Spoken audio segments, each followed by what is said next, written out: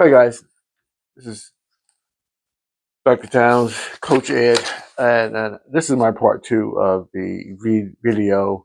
It's a real short video. All it was an observance, something that I wanted to pay my respect for those who have served in armed services. Um, I know personally some people that have. My college roommate um, was Army. His father was Army. And as I mentioned, I just remember him going out, leaving on a Friday, coming back on Sunday, dirty, tired, but it really paid off. He's now I think he's Lieutenant Colonel, recently retired, and I'm very proud of him. I also have a stepdaughter that was in the Air Force. I think she did like 14, 16 years. Brother-in-law that retired 3 or 4 years ago from the armed services, Air Force. So it is within my family. And then lastly, my grandfather served in World War II and is buried in the National Cemetery not too far from me. But on the other side of these brave people taking advantage of an opportunity given to many um, to serve in armed forces for a number of years, and they leave with one thing for sure, and I want to speak on that today, and that is the educational benefit of the not only the those that serve, but also their family and their dependents.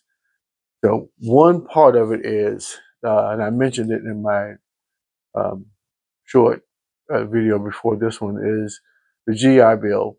I've heard of the GI Bill quite a bit. I've known people who've taken advantage of it, even in school. In my job, I've dealt with it with students coming to college, going to college on the GI Bill.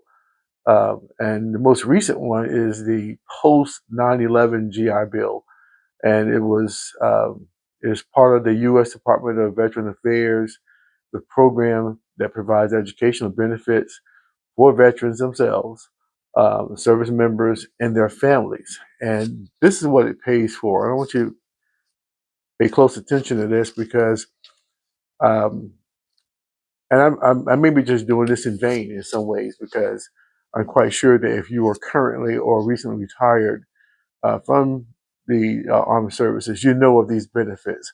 But just in case there are some who do not, let me, in a very clear way, explain to you what these benefits include. It helps pay for tuition and fees. And these fees, I would assume, could mean application fees, any fees that are associated with the tuition, and it could be club fees or whatever. They'll pay all of that. Housing, and housing allowance, which pays for you to live in the dorms while you're in school, books and supplies, and in some cases there may be certain relocation costs, and you can only find that out with the details on that by applying for the benefit itself. Now, the transfer of benefits to the family members, this is where an eligible service member can transfer unused GI Bill benefits to a spouse or dependent children. But there are rules. Let's talk about those rules. In order to be eligible for this requirement, the requirements you must be on active duty or in the selected reserve. You must have completed at least 6 years of service. You must agree to serve 4 additional years after the transfer. The Department of Defense must approve the transfer before separation from service. And that's for the service member themselves. Now, if you're a spouse, the spouse can use the benefits immediately after transfer is approved. Can use it while the service member is still serving or after separation. Can serve can receive housing allowance only when the service member has separated. So I, if you can only use the housing allowance if the service member is no longer associated with the Army, Air Force, Marines, or Navy. And for children, you can benefit. The children can use the benefit after the service member has served at least 10 years. Must be enrolled in the Defense Enrollment Eligibility Reporting System and can use the benefit until age 26. Receive housing allowance and bank and book stipends even while the service member is still active. So I just wanted to give you that tidbit of information. Uh, Hope it can be helpful. And just an example, let's say if you're a veteran, you served 10 years and transferred benefits to their child. The child can attend college tuition free up to the in-state of the wherever the public school. It can be public or private, I guess, and also receive a monthly housing stipend. Guys, this is money on the table. It'll be incumbent upon you to find out if this is something that you may want to take advantage of. As I try to do is if I can find a way that can help a child go to college, in a lot of cases, free or almost free. And here's one.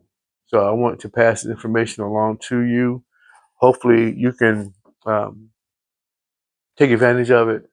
And if this is for the parent and the child, if it's a child looking at this video, if dad or mom or are currently serving in the armed services or recently retired, got out, ask questions about this.